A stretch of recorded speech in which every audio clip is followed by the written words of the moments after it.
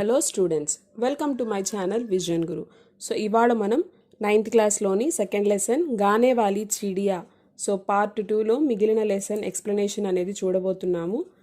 So first లెసన్లో నేను ఆ హాఫ్ పార్ట్ అనేది ఎక్స్ప్లెనేషన్ ఇచ్చేస్తున్నాను. సో ఎవరైతే ఈ వీడియోని ఫస్ట్ టైం చూస్తున్నారో వాళ్ళు ఆ పార్ట్ 1 కూడా చూడొచ్చు. సో మర్చిపోకుండా నా ఛానల్ని సబ్స్క్రైబ్ చేసుకోండి. బెల్ ఐకాన్ని క్లిక్ చేయడం మాత్రం మర్చిపోవద్దు. సో బెల్ ఐకాన్ని క్లిక్ చేసినప్పుడు నేను కొత్త వీడియో అప్లోడ్ చేసిన వెంటనే మీకు నోటిఫికేషన్ అనేది వచ్చేస్తుంది. సో ప్రీవియస్ పార్ట్లో మనము ఎక్కడి దాకా చెప్పుకున్నాము అంటే, సో ఆ రాజుగారి సైనికులు ఆ పక్షిని అడుగుతారు రమ్మని రాజ్యానికి. సో వచ్చి పాడుతాను అని చెప్పి ఆ పక్షి ఒప్పుకునింది కదా. సో అంతవరకు చెప్పుకున్నాం అనమాట. సో देखिए అగలే దిన్ దర్బార్ లగా హువా థా. సో ఆ పక్షి ఒప్పుకుంది వచ్చి పాటలు పాడడానికి, రాజుగారికి తన గొంతు వినిపించడానికి. సో ఆ పక్షి కోసం అందరూ వెయిట్ చేస్తూ సభని ఏర్పాటు చేశారు. లడకీ సహిత్ సభీ ఉపస్థిత్ థే. సో ఆ అడవిలో కనిపించింది కదా, ఆ అమ్మాయితో పాటు ఆ రాజ్యంలోని ప్రజలు అందరూ కూడా అక్కడ హాజరయ్యారనమాట. తభీ ఉడ్తీ హుయి చిడియా వహా ఆయి ఔర్ అప్నీ మధుర ఆవాజ్ మే గానే లగి. సో వెంటనే అప్పుడే ఆ పక్షి ఎగురుకుంటూ అలా రాజ్యంలోకి ప్రవేశించి ఆ సభలో అందరికీ తన తీయటి గొంతుని వినిపించింది, పాటలు పాడడం స్టార్ట్ చేసింది. ఉస్కా గానా సున్కర్ సభీ ముగ్ధ్ హో గయే, రాజాకి ఆంఖో మే తో ఖుషీకే ఆంసూ ఆ గయే. సో చూడండి, ఆ పక్షి పాట విని అందరూ ముగ్ధులైపోయారంట, సంగీతంలో మునిగిపోయారు. ఇంత అందంగా పాడుతుంది పక్షి అని చెప్పేసి. సో రాజుగారి కళ్ళల్లో నుంచి ఆనంద బాష్పాలు కారాయంట. ఖుషీకే ఆన్సు మతలబ్ ఆనంద బాష్పాలు. సో ఆనంద బాష్పాలు కారాయంట. వే బోలే, ఈ విధంగా చెప్పారంట. ప్యారీ చిడియా తుమ్ యహీ హమారే పాస్ రహో, జో తుమ్ మాంగోగి వహ్ తుమ్హే మిలేగా. సో వెంటనే రాజుగారు చెప్పారంట, ఓ ప్రియమైన పక్షి, నువ్వు నా దగ్గరే ఉండిపో, నువ్వు ఏది అడిగితే నేను అది నీకు ఇవ్వడానికి రెడీగా ఉన్నాను, నువ్వు మాత్రం ఎక్కడికి వెళ్ళొద్దు, ఇక్కడే ఉండు అని అడిగారట. చిడియా బోలి, మహారాజ్ మే ఆప్కే పాస్ రహూంగి, मैंने आपकी आंखों में खुशी के आंसू जो देखे हैं. సో పక్షి ఏం చెప్పింది, అలాగే రాజుగారు నేను మీ దగ్గరే ఉంటాను, ఎందుకంటే మీరు నా మీద ప్రేమతో ఆనంద బాష్పాలు కూడా కార్చారు, కాబట్టి నేను మీ దగ్గర ఉంటాను అని ఒప్పుకుంది. चिड़िया के लिए सोने का पिंजरा बनवाया गया, जिस किसी चीज़ की वह इच्छा करती राजा उसे पूरा करता. सारे राज्य में उस चिड़िया के संगीत की धूम मच गई. సో ఆ పక్షి కోసం ఒక బంగారు పంజరాన్ని కూడా రాజుగారు ఏర్పాటు చేశారట. అలాగే ఆ పక్షి ఏది కోరితే అది వెంటనే దాని కోరికని ఆ రాజుగారు తీర్చేసేవారు. సో ఈ పక్షి యొక్క పాటలు వింటూ ఆ సంగీతంతో ఆ ఊరంతా కూడా దుమ్ము రేగిపోయింది. అంటే ఏంటి, సో అందరూ దాని పాటల్ని ఎంజాయ్ చేయడం స్టార్ట్ చేశారనమాట. एक दिन चिड़िया को खेतों में मेहनत करने वाले किसानों की याद आई. उन सबसे मिलने वह खेतों की ओर निकल पड़ी. ఒకరోజు ఈ పక్షికి ఆ పచ్చటి పొలాలలో పనిచేసుకున్నటువంటి ఆ శ్రామికులు, రైతులు వీళ్ళంతా గుర్తొచ్చారు. ఎందుకంటే మొదట్లో మనకి పక్షి అక్కడే కదా పాటలు పాడుతూ వాళ్ళ మధ్య తిరుగుతూ ఉండేది. సో వాళ్ళంతా ఈ పక్షికి గుర్తొచ్చారు. వెంటనే ఆ పక్షి ఏం చేసింది, వాళ్ళందరినీ చూడాలి అని చెప్పేసి పంజరంలో నుంచి ఎగురుకుంటూ పొలాల వైపు వెళ్ళిపోయింది, ఆ అడవి వైపు వెళ్ళిపోయింది. जब राजा को चिड़िया दिखाई नहीं दी तो वह दुखी हुआ और अस्वस्थ हो गया. సో రాజుగారు చూశారు పక్షి పంజరంలో లేదు. సో వెంటనే ఈయన బాధపడ్డాడు, అయ్యో పక్షి నన్ను వదిలి వెళ్ళిపోయిందే అని చెప్పి బాధపడుతూ అలాగే అనారోగ్యం పాలైపోయారనమాట.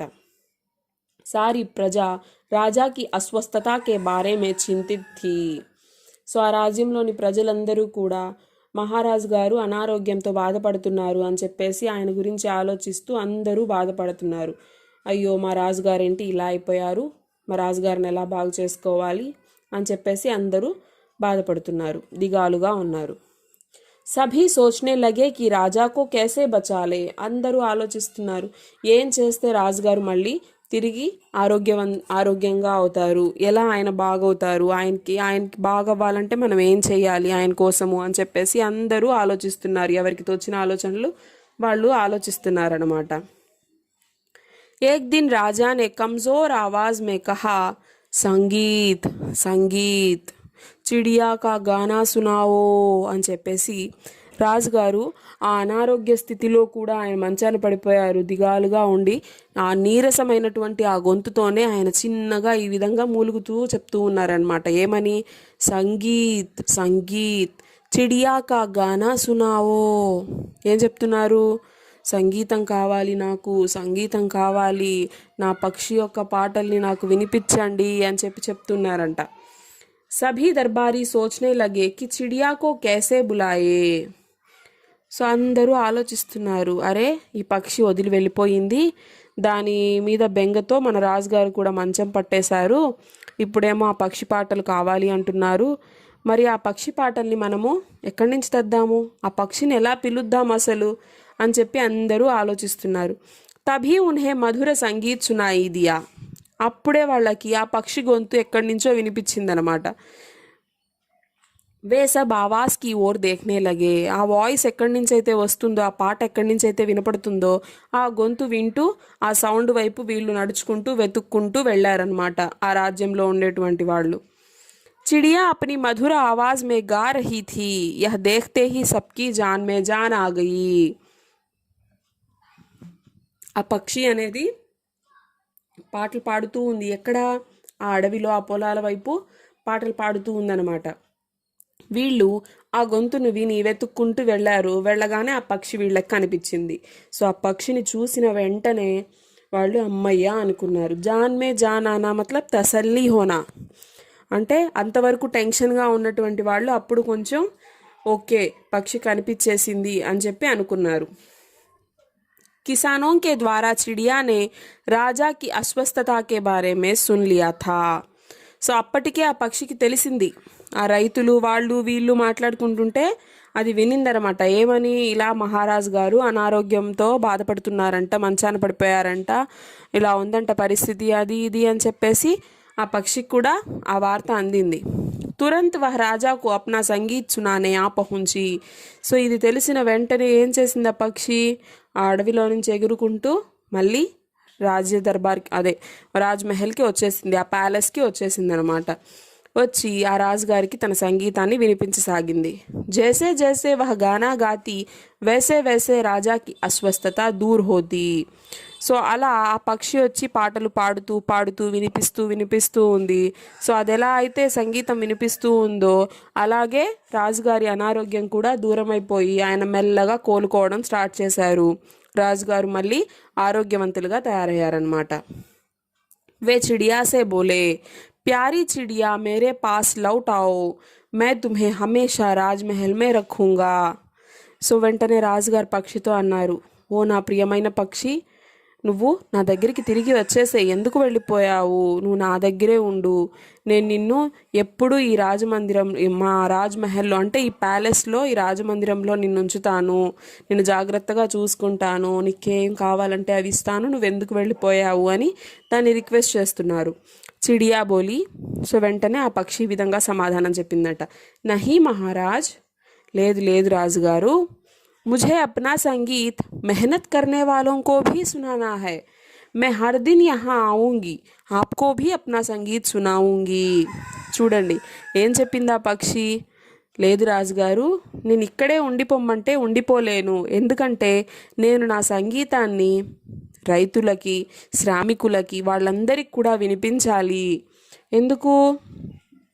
వాళ్ళు పగలంతా కష్టపడతారు, తర్వాత ఇంటికి వెళ్ళేటప్పుడు నేను పాడేటువంటి నా పాటలు విని, నా సంగీతాన్ని విని వాళ్ళు సేద తీరుతారు, వాళ్ళ అలసటని దూరం చేసుకుంటారు. కాబట్టి నేను వాళ్ళకి కూడా నా సంగీతాన్ని వినిపించాలి. అలాగే నేను రోజు మీ దగ్గరికి వస్తాను, రోజు వచ్చి మీకు కూడా నా సంగీతాన్ని వినిపిస్తాను అని చెప్పింది. చిడియా కి బాతోं ने राजा पर गहरा असर डाला. సో ఆ పక్షి చెప్పినటువంటి ఆ మాటలు విని రాజుగారిపై ఆ మాటల ప్రభావం చాలానే పడిందట. ఆయన ఆలోచించారు. సో చూడండి ఇక్కడ, రాజానే కహా, వాహ్ తుమ్ మహాన్ హో చిడియా, तुम मजदूरों और किसानों के लिए राजमहल का सुख त्याग सकती हो, तो क्या मैं उनके लिए कुछ नहीं कर सकता. సో రాజుగారు ఆలోచించారనమాట. ఏమని? ఒక చిన్న పక్షి రైతుల గురించి, శ్రమించేటువంటి ఆ శ్రామికులు, కార్మికుల గురించి ఎంతలా ఆలోచిస్తుంది అంటే, నేను దానికి ఎన్నో ఆఫర్ చేశాను, బంగారు పంజరం చేయించాను, అది అడిగిందంతా ఇచ్చాను, ఇంకా బాగా చూసుకుంటున్నాను. కానీ ఇక్కడ మా రాజ్మహల్ ఈ ప్యాలెస్లో ఉన్నటువంటి అన్ని సౌకర్యాలని వదులుకొని అడవిలో చెట్ల మధ్య వాళ్ళ కోసం పాడుతాను అంటుంది. అంటే ఒక చిన్న పక్షే రైతుల గురించి అంతగా ఆలోచించగలిగినప్పుడు నేను ఒక మహారాజుని, ఈ రాజ్యానికే రాజుని, అలాంటప్పుడు నేను ఎంతలా ఆలోచించాలి వాళ్ళ గురించి అని ఆయన రియలైజ్ అయ్యాడనమాట. సో ఆయా పక్షితో ఈ విధంగా అన్నాడు, నువ్వు ఎంత గొప్పగా ఆలోచించావు రైతుల కోసము, ఈ ప్యాలెస్లో ఉన్నటువంటి సుఖాలని కూడా నువ్వు వదులుకోవడానికి సిద్ధపడ్డావు, కాబట్టి నేను కూడా వాళ్ళ కోసం ఏదో ఒకటి చెయ్యాలి. చిడియా బోలి, పక్షి చెప్పింది. క్యో నహీ మహారాజ్, మజ్దూరోं और किसानों के बारे में सोचना और उनकी सहायता करना हमारा कर्तव्य है, क्योंकि वे हमारे सुखदाता है, अन्नदाता है. అప్పుడు చెప్పింది ఆ పక్షి ఏమని, అవును మహారాజా, మనం వాళ్ళ కోసం తప్పక చేయాలి.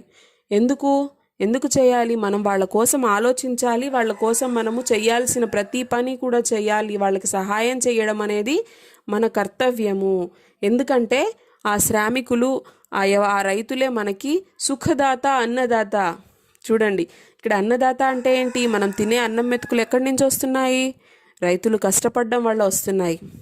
శ్రామికులు శ్రమించడం వల్ల మనం ఈరోజు సుఖంగా ఇలా ఉన్నాము. కాబట్టి మన కోసం అంత కష్టపడేటువంటి వాళ్ళ గురించి మనం తప్పక ఆలోచించాలి రాజుగారు అని చెప్పి ఆ పక్షి చెప్పిన మాటలు విని మనకి రాజుగారు రియలైజ్ అయ్యి ఆ శ్రామికులకి, రైతులకి కూడా సహాయం చేయడానికి రెడీ అయిపోయారనమాట. సో ఇది మన లెసన్ గానే వాలి చిడియా. ఐ హోప్ మీ అందరికీ అర్థమైంది అనుకుంటున్నాను. సో మీకు కానీ ఈ వీడియో నచ్చినట్లయితే ప్లీజ్ లైక్ చేయండి, షేర్ చేయండి, and don't forget to subscribe my channel vision Guru. ఈ లెసన్కి సంబంధించి మీకు ఏమన్నా డౌట్స్ ఉన్నట్లయితే కామెంట్ సెషన్లో పెట్టండి, నేను వాటికి కూడా క్లారిటీ ఇస్తాను. సో ఇంకొక వీడియోలో ఇంకొక లెసన్లో కలుద్దాం. Thank you.